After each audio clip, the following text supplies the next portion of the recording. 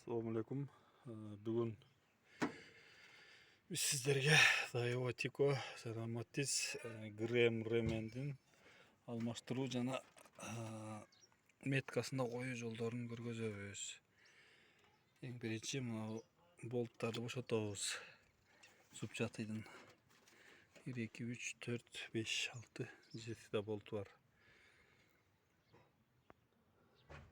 Азыктандыруу аба системасын чечип алдык.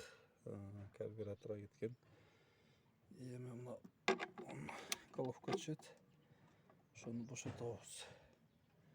4 5 6 ылдыйда жетүү. Биз көргөзөбүз. 1 2 3 4 5 ылдыйда дагы 2 бар.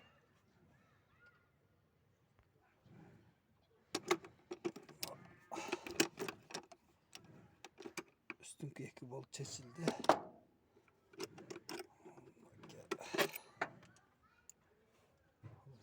Астыңкыларын чечебиз. Мынакей крышканы чечтик защитный. Азыр алып көргөзөбүз.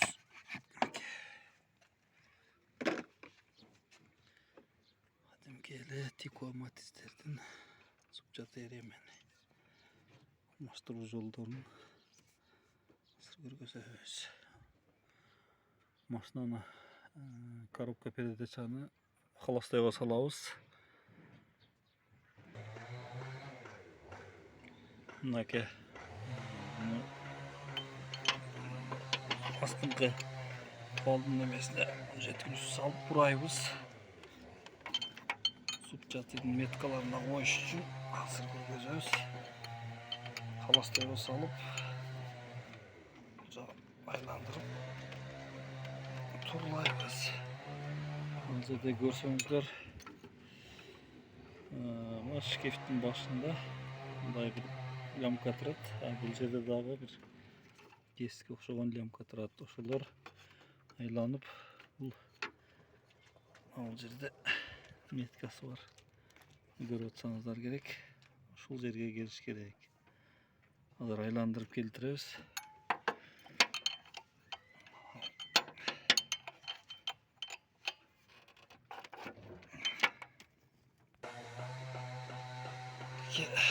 Меткабыз жакындап калды.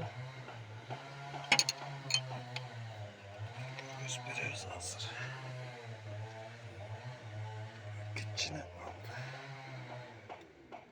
Мына тушталды. Так, зубчатыдын шкифтен бул жерде метка турат. Шуга туура келиш керек. Мына астыңкысында дагы бар. Жогого койбойсуздар. 610 деген жогол меткага туура келбейт. Мына үстүнкүсүнө мына түшүндүрө кетсек, мына жерде болттун астында мындай лямка ошону кире турган жери бар. Ошодон стопорго ошогон катырыла турган жери шкифти бар. Ошол аркылуу мына кесилген меткасы бар.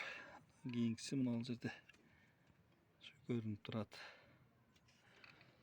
Ремен ушундан турласа болот зажигайнясын.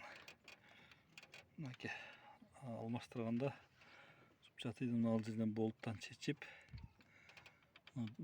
ремен бошойт, алып кайра салып алмаштырып ушу меткасын ушунда алып койсоңуздар болот. Асты жагында азыр мен крышкасын жаап көргөзөм. Ал жерде кичине бир мес из бар. Бул жерде дагы мындай кесилген метка бар. Крышкасын жаап көргөзөм сиздерге.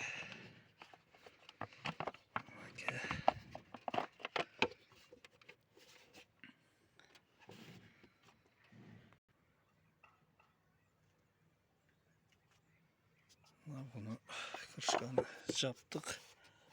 Астыңкы меткасын көргөзсөк, мына жерде 0 10 20 деп жазылып турат. Şu астыңкы балдыкы 0ге келиш керек. Мына жерде сызыгы бар. Мынакей көрсөңүздөр болот. üstünküsü mına metka. Bunun alcırda kesilgen metkası var. Ötede dal çizik. Mına şiki bütün kağılatıran stopper'ın janında tuştalıp turadi. Adashıp kalbаңыздар. Bu ылдый kıs emes. Bu notura.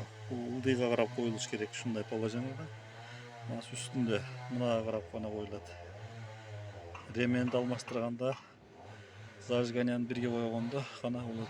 Азыр биринчи поршень чыккан, ошондо көргөзүп беребиз.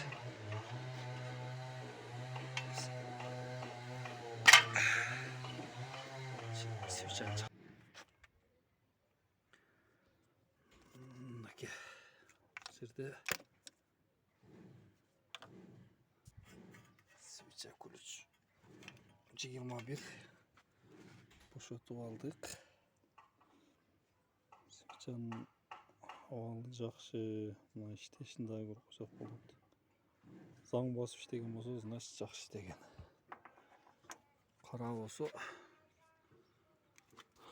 бул жакшы бензин күйгөн эмес. Так, мына бирде текшеребиз. Мынакей. Тиіп атат. Мына биринчи поршень чыкты. Ошондо бул жагы астыңкысы нөлгө келди. Бул болсо ал жери